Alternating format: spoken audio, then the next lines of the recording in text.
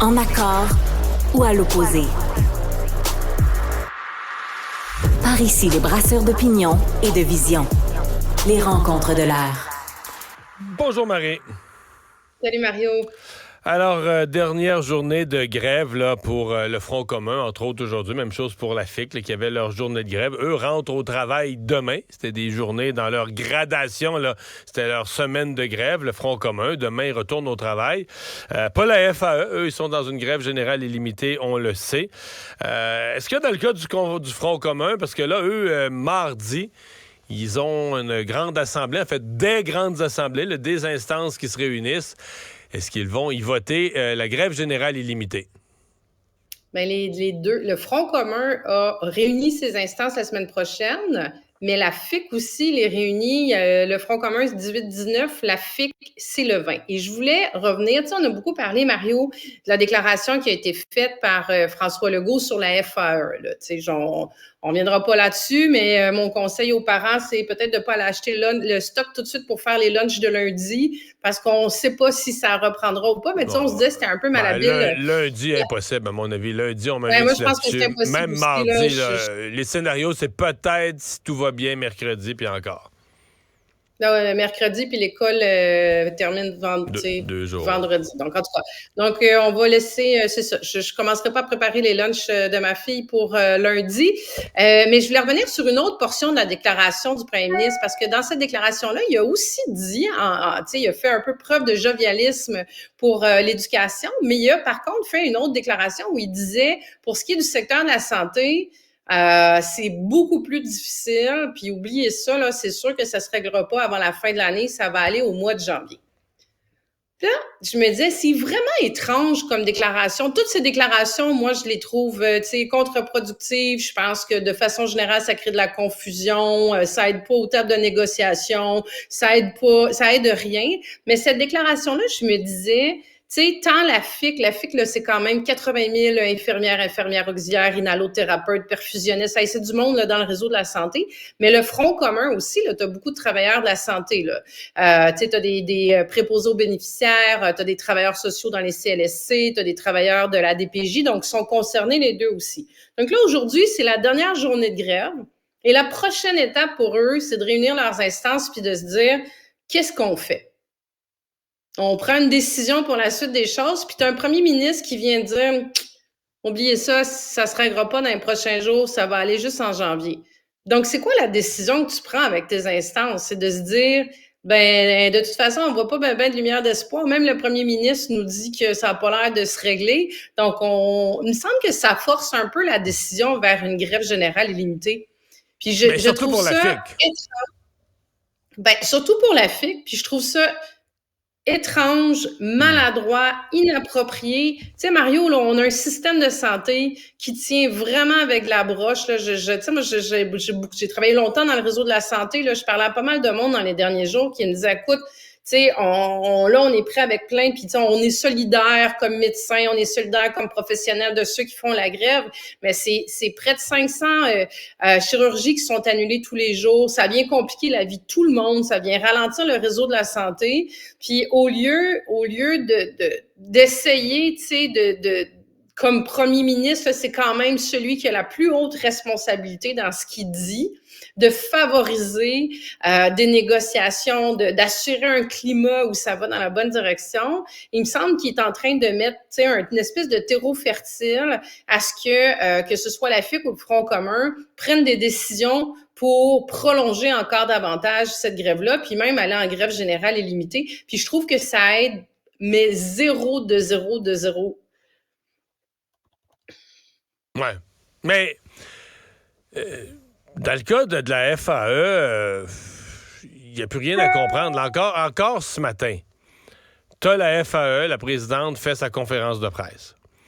Là, ce qu'elle décrit, là, c'est inacceptable ce qui se passe aux tables. C'est terrible, ça va mal. Le gouvernement nous met une chose, après il nous le met par écrit, c'est plus ça.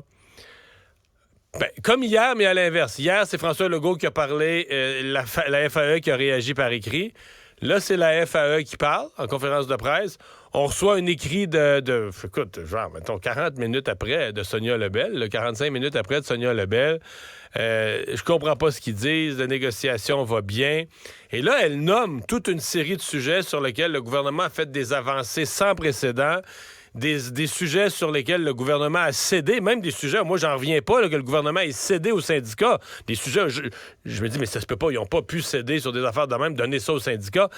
Mais, fait que là, tu dis, mais est-ce qu'ils sont à la même table de Claudette Carbonneau, cet après-midi à LCN, disait, on a l'impression qu'ils sont pas à la même table de négociation, là, qu'ils sont pas dans la même pièce.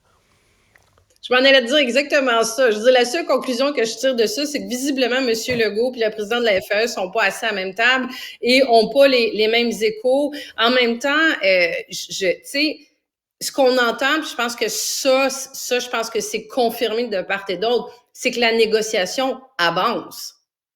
Ouais. Ça, c'est bien. Là. Ça, en soi, c'est une bonne nouvelle. Mais tant que l'entente n'est pas signée, c'est irresponsable d'aller annoncer, tu sais, puis je comprends, là, Monsieur Legault, là, il veut que ça reprenne l'école, puis il a raison, puis on veut tous ça, mais tu peux pas aller sur la place publique en faisant une annonce en disant lundi, Ben non.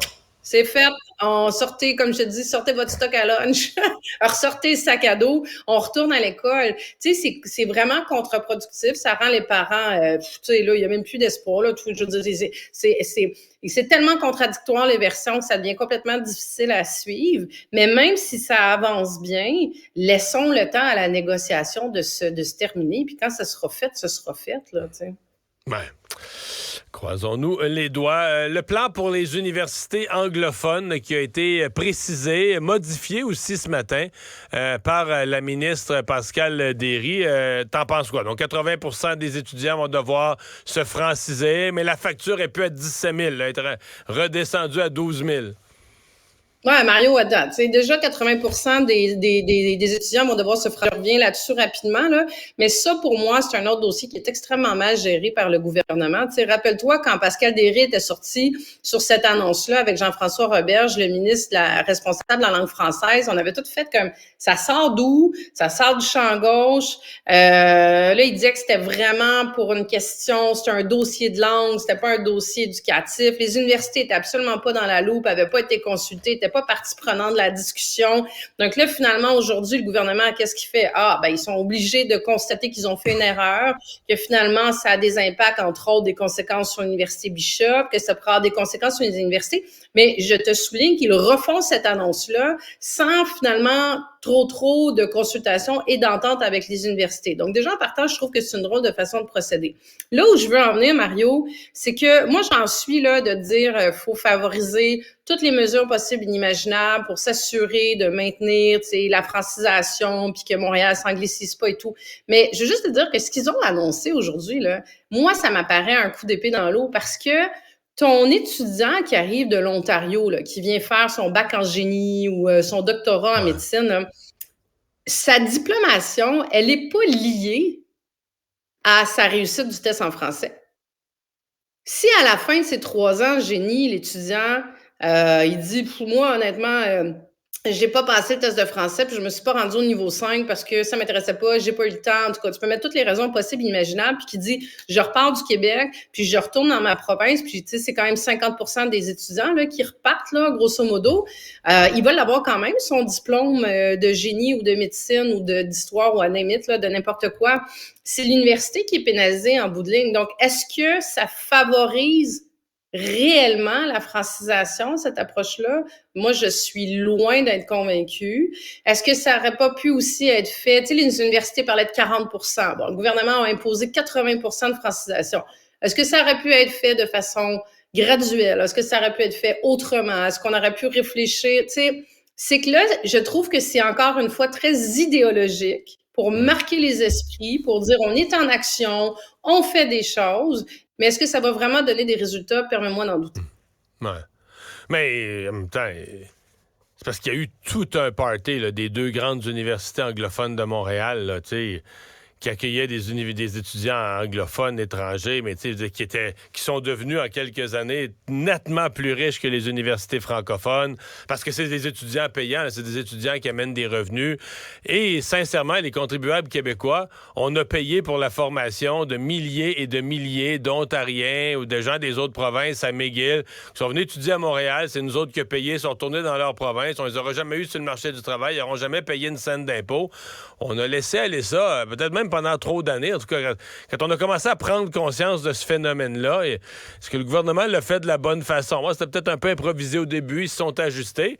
Mais moi, je pense qu'il fallait faire quelque chose. Il y avait Puis dans le cas de Bishop, ça, je suis le premier à dire, c'est une petite université en arrière de Sherbrooke. C'est une autre affaire complètement, là.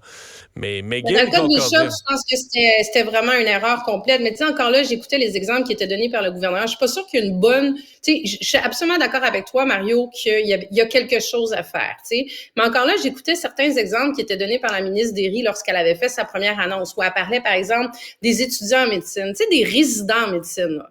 Ceux qui sont à McGill, tu sais, il y a un processus qui s'appelle le CARM, c'est un matching. Donc, tu as des étudiants du Québec qui vont aller faire leur résidence en Ontario. Puis c'est une question d'émulation. Puis tu en as de l'Ontario qui vont venir ici. Ces résidents-là payent des impôts parce qu'ils sont payés pendant 5 ans, 6 ans. Ils donnent des services au Québec parce que c'est quand même eux qui sont en pratique dans les différents hôpitaux de Montréal, notamment, là. Et ils donnent des services. Donc, je trouvais qu'il y avait une compréhension déjà qui n'était pas super fine de l'apport qu'ils ont, même s'ils repartent au bout de 5 ans, 6 ans de résidence en cardiologie. Est-ce que les universités anglophones de Montréal peuvent faire mieux? Assurément. Est-ce qu'elles peuvent en faire plus au niveau de la francisation? Assurément. Mais comme je te dis, à partir du moment où l'étudiant, il se dit, moi, je viens à McGill, mon but, c'est pas d'apprendre le français, c'est de profiter d'une université qui va me donner un diplôme, puis je repars au bout de 3 ans. Donc, tu sais, entre l'objectif puis le résultat que ça va donner, moi, je pense qu'encore là, c'est pas la bonne approche que le gouvernement a pris. Merci, Marie. À demain. Bye, Mario. À demain.